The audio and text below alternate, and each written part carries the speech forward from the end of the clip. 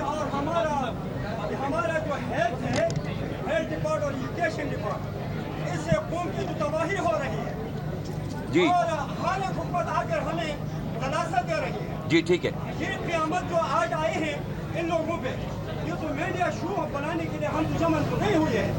ये जिम्मेदार लोगों के खिलाफ काम कब होगा? जी बड़े साहब कर रहे हैं, कौन करेगा इसके खिलाफ? कर रहे हैं, वज़ीर-ए-आज़म तो नहीं करता है। कर रहे हैं बड़े साहब। अभी हो गई, आ गई बात, आ गई।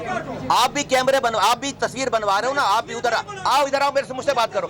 आओ ना मुझसे बात तो करो। आओ ना, मैं सुन रहा हूँ ना आपकी बात, मैं जा थोड़ी।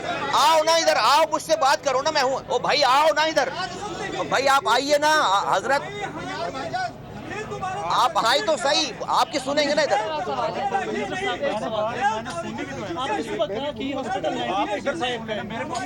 बड़े साहब इससे कुछ नहीं हो रहा ना। आज तो जाए, इधर तो आए, इधर तो आए।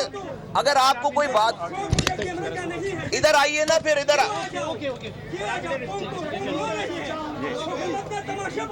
जी। हॉस्पिटल 1985 का बना है, बट पूरा हॉस्पिटल का बुनियाद 1985 में ब्लॉक है, ये 2023 में बना ब्लॉक है। यार बात सीधी सीधी ये है, बात सीधी ये है कि वो हमारी बात सुन ले एक मिनट। हमारी इतिहास में कहते हैं कि पहले खेशबा दरवेश, हम अजाब में पड़े हुए हैं। हम चाह रहे हैं कि ईरान और अमेरिका की जंग न हो। हम कह रहे हैं कश्मीर में हमारे घर में हमारे 14 बच्चे मर गए। यार क्या बात करनी है? अब वो वापस आएंगे, अब वो वापस आएंगे, इससे बड़ी जगह है कोई?